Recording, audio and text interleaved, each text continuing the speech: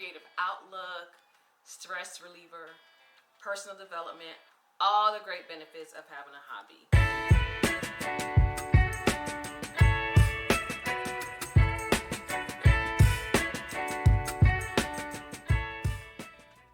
Hi, my name is Fee. Welcome back to my channel where we are a community of women letting go of self-limiting belief and embracing life with confidence and grace. So if you want all of those things, if you are tired of sitting down, not doing anything, and you find that life is just boring and all you do is work, and I think that means you need to get a hobby. Life is not all about working. Life is not all about just taking care of other people. Sometimes you need to have an outlet for yourself too during those leisure times. A hobby is a perfect way to do that. So hobby are regular activities that is done in your leisure time that brings joy, relaxation, and personal fulfillment. And if you don't know how to find a hobby or even think of a hobby, keep watching to figure out how to pick out that hobby that best fits you. First things first, it's always good to look back. So look back to the past on what are the things that you enjoy. Even if you were a child, what activities brought you joy? What subjects did you enjoy? You can take those interests and bring them back into a hobby. Perhaps if you're into sports and when you were young, you really enjoyed kickball. Is there an adult kickball league out there? You enjoy playing chess. You enjoy reading. You enjoy writing. There are so many activities out there that are built around your interests, but you have to do the self-assessment and figure out what it is that you like. It can be anything simple. And the way that the world is right now, I think it's so amazing that there are so many communities out there where you can discover like-minded people that like the things that you do, and you can figure out how to go about doing it in your area or not even have to leave your house to do it.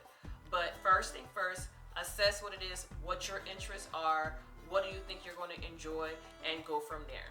Consider your lifestyle. What time do you have to invest in that hobby?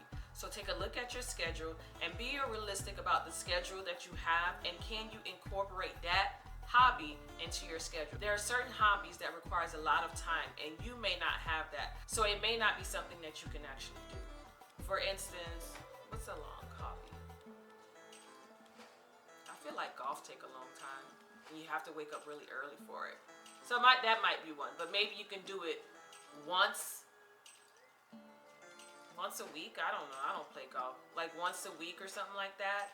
You can't play every day because maybe you have to work. So you really do need to take a look at your schedule. Remember, it's a hobby is something that you do on the regular during your leisure times.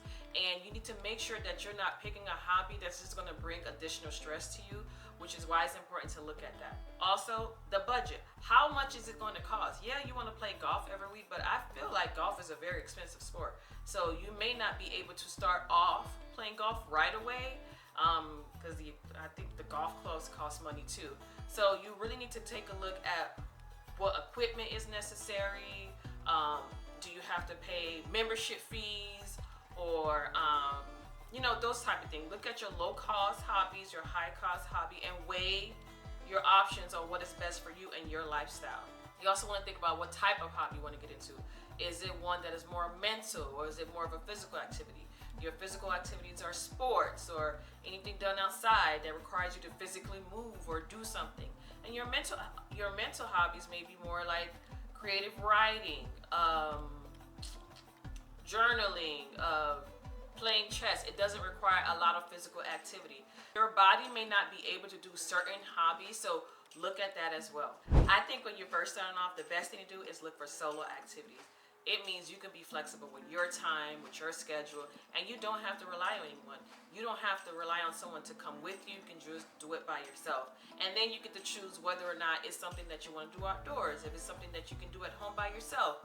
And it just gives you more of that time, that alone time to be by yourself and actually relax. I am a huge supporter of solo activities because I think it's a time for personal growth and relaxation, and you really don't have to rely on anyone else. Not to say you can't join group activities, but if you're an introvert like me and you're trying to get started on doing a hobby, perhaps doing a solo activity might be your best bet. And that's writing. Well, I would say joining a book club, but that requires other people. But I feel like that's a little bit, you could stay at home and do that. But writing, doing puzzles, I've seen people build like Legos and stuff like that. Those are things that you can do by yourself and you don't really need anyone else else to do it. As with anything for personal growth, I think it's good to kind of keep track of how you're doing.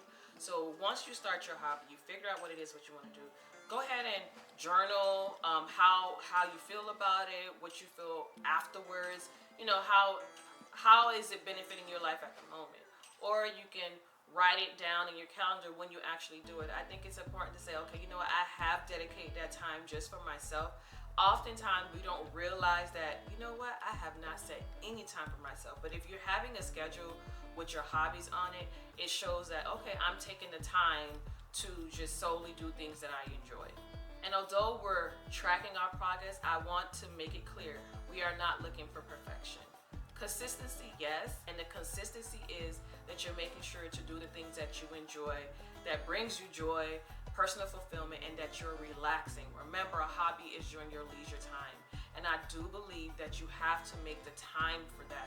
Schedule your leisure times. So be consistent with it, but it doesn't have to be perfect. You're not going to have perfect attendance, or you're not going to be perfect at whatever hobby you're doing. Just do it for the enjoyment of it all. The last tip I have is to try something new. And that's the best way to learn and for personal development. I actually enjoy doing new things. This YouTube channel is something new for me, so I enjoy trying to figure out how to record, how to color grade, how to write a script, and doing that. And it brings me joy. I like learning new things or how to do things better. With your hobbies, it can be the same thing. I haven't yet researched it, but you know, I hear people playing pickleball. I have never heard of that before, but maybe if I felt like going outside and working out, I don't think I will, but that might be something that I look up because I'm like, I've never heard of that before, so that might be fun to do.